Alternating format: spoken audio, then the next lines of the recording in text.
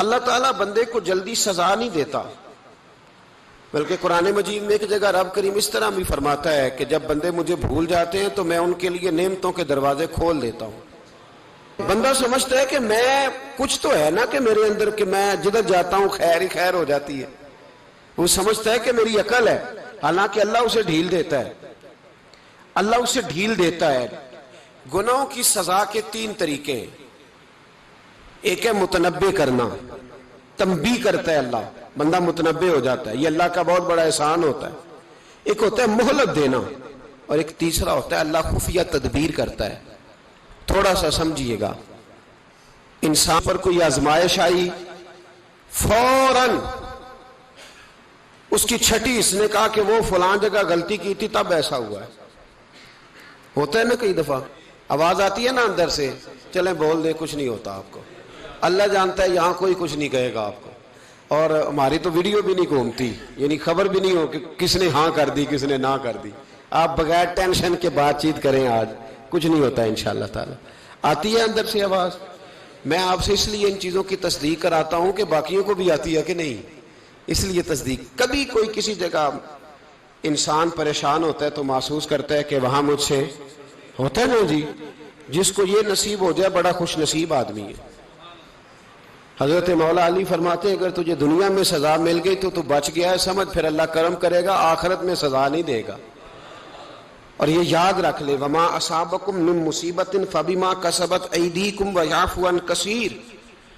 اللہ فرماتا ہے دنیا میں تجھے جو بھی تکلیف پہنچتی ہے وہ تیرے ہاتھوں کے کرتوتوں کی وجہ سے پہنچتی، ویعفو عن کثیر، فرمایا کثیر گناہ تو میں ویسے ہی معاف کر دیتا ہوں۔ یہ جو تیری زندگی میں دکھ ہے نا، یہ بھی میری قلیل سزائیں ہیں۔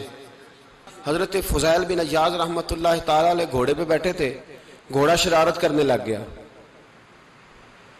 اچھلنے لگ گیا، کودنے لگ گیا، تو حضرت فضیل بن عیاض نیچے اترے، ایک کونے میں جا کے نماز کی نیت باندھ لی، 2 رکعت نماز پڑھی، پھر دیر تک استغفار پڑھتے رہے، روتے رہے، دعا کرتے رہے، واپس آئے۔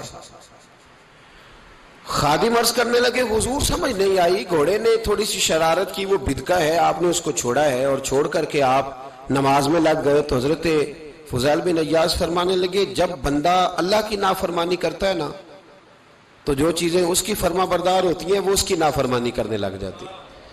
تو مجھے محسوس ہوا تھا کہ میں نے کہیں اللہ کی نافرمانی کی ہے، اس لیے ایسا ہوا ہے کہ میرے گھوڑے نے میری، تو میں توبہ کرنے لگا ہوں، اور اب دیکھتا ہوں بیٹھ کے بھلا کیا ہوتا ہے۔ میں نے سچی توبہ، حالانکہ مجھے یاد نہیں کہ میں کہاں بولا، پر کھری اور سچی توبہ کی۔ دوبارہ گھوڑے پہ بیٹھے تو گھوڑا بالکل صحیح ہو کے ساتھ چلنے لگ گیا۔ میرے بھائی، جب یہ تنبیہ ہے اللہ کی طرف سے، یہ متنبع کیا جاتا ہے کہ تو بعد آ جا۔ بہت ساری جگہوں پہ انسان کو وقتی طور پر اگر سزا مل جائے، نبی پاک علیہ السلام کی خدمت میں ایک صحابی آئے اور ان کا سر پھٹا ہوا تھا، خون بہ رہا تھا۔ سرکار نے فرمایا کیا ہوا؟ عرض کی حضور ایک عورت جا رہی تھی، میری نظر پڑی، ابھی نظر پڑی ہے کہ میرے آگے ستون آ گیا تو میرے سر پہ لگ گیا ہے۔ نبی پاک صلی اللہ علیہ وسلم نے فرمایا تیرے لیے خوشخبری ہے، اگر دنیا میں تیری غلطی کی تجھے سزا ملی ہے تو پھر رب تجھے قیامت میں سزا نہیں دے گا۔ پھر اللہ قیامت میں سزا، بعض گناہ ایسے ہیں جن کی یہاں بھی سزا ملے گی اور وہاں بھی ملے، لیکن میرے بھائی پہلی بات یہ ہے کہ اللہ تعالیٰ اس غلطی کی یہی سزا دے لے، اور دعا فرمائے اللہ تبارک و تعالیٰ یہاں بھی معافی عطا فرمائے، وہاں بھی معافی عطا فرمائے، اللہ درگزر ہی فرمائے۔ لیکن میرے بھائی ایک تو یہ سزا، ایک سزا یہ ہوتی ہے کہ انسان جب گناہ کرنے لگتا ہے تو اللہ نعمتوں کے دروازے کھولتا ہے، مہلت دیتا ہے۔ 500 سال تک فرعون کو مہلت دی۔ کتنے؟ یہاں جو 5 سال حکومت کر لیتا ہے وہ کہتا ہے سب سے قابل میں ہی ہوں، مجھے مہلت جو ملی ہوئی ہے۔ 500 سال مہلت دی اللہ تعالیٰ نے، اور فرعون کی قوم پر پتہ عذاب کس طرح کیا آئے تھے؟ ٹڈیاں مسلط کر دی اللہ نے۔ یہ گھومتی نہیں چھوٹی سی، ہم اپنی زبان میں اس کو کچھ لوگ مختلف ناموں سے یاد کرتے ہیں، کوئی مکڑی کہتا ہے، کوئی کچھ کہتا ہے، مسلط کر دی، جاتی نہیں۔ ان پر بنی اسرائیل کے ان مقابل جو فرعون کی قوم تھی ان پر الزام اس طرح کا عذاب آیا کہ مینڈک مسلط کر دی اللہ تعالیٰ، برتن کھولتے تھے اندر مینڈک نکلتا تھا۔ دنیا کی ہر دوائی استعمال کرتے تھے لیکن مینڈک نکل آتا تھا. تھوڑا سا سمجھا کریں چیزوں کو. ہمارے رنگ نہیں زیادہ گورے کہ ہم پر عذاب نہیں آتا. کوئی بہت زیادہ اللہ تعالیٰ معاف فرمائے دولت نہیں جمع کرا بیٹھے شاہی خزانے میں کہ ہم سے پوچھا نہیں جائے گا. یہ مہلت ہے, مہلت کو مہلت سمجھو. پھر جب پکڑ آتی ہے نا اللہ کریم کی, میں نے دیکھا ہے کروڑوں روپیہ 6 اولادیں. ایک شخص کے بچے باہر سے آ رہے تھے, وہ بندہ بیمار تھا. مجھے کہنے لگا حضرت جی دعا کریں میں ان کے آنے سے پہلے مر جاؤں ورنہ آ کے مجھے مار دیں گے. دعا کریں. اتنی بے سکونی, کروڑوں روپیہ پڑا ہے تو یہ عذاب نہیں؟ کوئی ضروری ہے کہ پتھر ہی برسیں گے تو سمجھ آئے گی؟ یہ جو سگا بیٹا بوڑھے باپ کے قریب سے گزر جاتا ہے سلام نہیں لیتا تو اس کو عذاب نہیں سمجھتے؟ یہ جو امت کی بیٹیاں, امت کی بچیاں, ہماری بچیاں ایک سال کے اندر 75,000 ہزار بچی ایک ڈویژن سے بھاگ کے شادی کر رہی ہے, اور ایک صوبے سے. تو اس کو آپ اللہ کا عذاب نہیں سمجھتے؟ یہ معمولی بات ہے. نہیں ہمارے رنگ ہو رہے ہیں, ہم بڑے سمارٹ ہیں. 1500 سال مہلت دی نوح علیہ السلام کی قوم کو. کتنے سال؟ بول کے بتائیے, بول کے دوبارہ بولیے. 1500 سال. کوئی آدمی اپنی سمارٹنس پہ خوش نہ ہو جائے کہ 20 سال ہو گئے میں تو نافرمانی بھی کر رہا ہوں, روٹی بھی پک رہی ہے, میں تو حرام بھی کھا رہا ہوں, پھر بھی سب ٹھیک ہے. 1500 سال مہلت دی. پھر حضرت نوح کہنے لگے اللہ میں نے تو بڑا سمجھایا, نہیں باز آتے. تو رب کریم نے فرمایا کشتی بناؤ. اللہ کے پیغمبر کشتی بنانے لگے تو قوم مذاق اڑانے لگ گئی. اب کیا کرنے لگے ہو؟ اب کشتی بنانے لگے ہو, خیر تو ہے, قوم مذاق اڑا رہی ہے. حضرت نوح علیہ السلام کا آپ نے کشتی بنائی, پانی کہاں سے نکلا؟ نہ بارشیں ہوئی نہ سیلاب آئے. ایک تندور تھا, اس کے اندر سے پانی نکلنا شروع ہو گیا. کبھی تندور سے بھی پانی نکلا ہے, پر جب نکالنے والا چاہتا ہے تو وہاں سے بھی ایک تندور سے پانی نکلا. اتنا نکلا, اتنا نکلا, اتنا نکلا کہ قوم ساری ڈوب گئی. قرآن مجید کے صفحات شہادت دیں گے کہ حضرت نوح کی قوم کا بچہ بہ گیا. بچے صرف وہ تھے جو حضرت نوح کے ساتھ ہو گئے, تباہ ہو گئی. اللہ بے نیاز ہے, بے نیاز. 1500 سال مہلت ملے اور تو پھر بھی کہے رب بڑا کریم ہے معاف کر دے گا.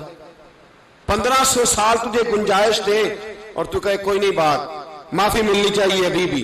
میرے بھائی, حضرت صالح علیہ السلام کی قوم, حضرت صالح نے تبلیغ شروع کی تو کہنے لگے پہلے معجزہ دکھاؤ. جی آج تو نہیں نا لوگ معجزے مانگتے. آج بھی لوگ کرامتے اور معجزے, اللہ معاف کرے, جو چیزیں معجزہ تو ہو نہیں نہ سکتا, لیکن آج بھی لوگ, آپ یقین کریں, کہتے ہیں یہ بڑی نمازیں پڑھتا ہے تو پھر بخشا کیوں نہیں گیا, پھر کیوں نہیں منو سلوا کیوں نہیں اترا اس پر, پھر میں بھی اسی طرح ہی ہوں, کیا اس کے اندر خوبی آ گئی؟ مولوی بھی ویسے ہی ہے, صوفی بھی ویسے ہی ہے. لوگ مانگ نہیں رہے, لوگ دلیلیں مانگ نہیں رہے, ابھی بھی لوگ بحث نہیں کرتے. کیا فرق آ گیا جی, ویسے ہی ہیں سارے. اللہ تعالیٰ سے ڈرنا چاہیے. ہمیں سامنے والے کی طرف دیکھ کر صحیح ہونے کا حکم نہیں ہے, ہمیں اپنی اصلاح کا حکم ہے. حضرت صالح علیہ السلام سے کہنے لگے پہلے معجزہ دکھائیں. تو حضرت صالح علیہ السلام نے فرمایا اونٹ کہاں سے پیدا ہوتے ہیں؟ کہا اونٹنی کے بطن سے. فرمایا آؤ میں تمہیں پہاڑ کے اندر سے اونٹنی پیدا کر کے دکھاتا ہوں. کہاں سے؟ پہاڑ کے اندر سے. حضرت نوح ساتھ لے کے گئے تو پہاڑ کے اندر سے اونٹنی نکلی, اور اونٹنی بھی گابن تھی, اس کے پیٹ میں بچہ, اور اونٹنی اتنا دودھ دیتی تھی کہ ساری بستی دودھ پی جاتی تھی, پھر بھی دودھ بچ جایا کرتا تھا. لیکن حضرت نوح علیہ السلام نے فرمایا اب تم نے دیکھ تو لیا یہ اسے, یہ جتنا دودھ دے گی روٹی بھی اتنی کھائے گی. ایک دن تم سارے پانی پیو گے, ایک دن یہ سارا پانی پیا کرے گی. ایک دن تم سارے باقی جانوروں کو گھاس کھلاؤ گے, ایک دن یہ اونٹنی, اور اونٹنی کا نام کیا؟ ناقۃ اللہ, اللہ کی اونٹنی. کس کی اونٹنی؟ نام کیا ہے؟ اللہ کی. یہ اللہ کی اونٹنی ہے. تو حضرت نوح علیہ السلام کی اونٹنی. فرمایا اس کی بے ادبی نہ کرنا. باز نہیں آئے لوگ, باز نہیں آئے. کہنے لگا جی دودھ دینا تو ٹھیک ہے، پر یہ جو سارا پانی پی جاتی ہے نا یہ صحیح نہیں، یہ جو ساری گھاس کھا جاتی ہے یہ نہیں ٹھیک. دودھ دینا تو ٹھیک ہے پر یہ نہیں صحیح. آپ نے فرمایا اسے کچھ نہ کہنا، اللہ کی اونٹنی ہے. میں کہا کرتا ہوں ان لوگوں نے ناقۃ اللہ کی بے ادبی کی، حضرت نوح علیہ السلام کی اونٹنی کی ٹانگیں کاٹ دی، صالح علیہ السلام کی. اور دیکھو اللہ بڑا بے نیاز ہے، اگر پیدا کرنا جانتا ہے تو حفاظت کرنی نہیں جانتا. لیکن رب کریم نے فرمایا نہ کرنا. انہوں نے ان کے پیر کاٹ دیے، کانوں پہ چھریاں لگائیں. اونٹنی جب مر گئی، اونٹنی اللہ تبارک و تعالیٰ کی وہ اونٹنی جب مر گئی تو حضرت صالح علیہ السلام کی قوم پر رب کریم نے زلزلہ بھیجا. اذا زلزلت الارض زلزالہا، جب زلزلے آئیں گے اور جب ان کا زلزلہ آنا زلزلہ آتا ہے نا کیا کرتی ہے قوم؟ لا الہ الا اللہ، لا الہ الا اللہ، کلمے جاری ہو جاتے. بلکہ ایک دفعہ ایسا بھی ہوا کہ مسجدوں میں اعلان ہونے لگے زلزلہ آ رہا ہے. جو فجر کے لیے نہیں اٹھے زلزلے کے لیے وہ بھی اٹھ گئے. جن کا دعویٰ ہے نا میری سویرے آنکھ نہیں کھلتی، ان کی لگی نہیں کتنے گھنٹے، بعد میں بھی نہیں لگی. ٹی وی پہ اعلان ہوتے رہے کوئی نہیں آ رہا، سو جاؤ چپ کر کے. لیکن آنکھ لگی. موت سے تو ڈرتا ہے، اللہ سے ڈرتا ہی نہیں. موت کا خوف ہے، رب کا نہیں. زلزلہ آیا، ساری قوم تباہ ہو گئی.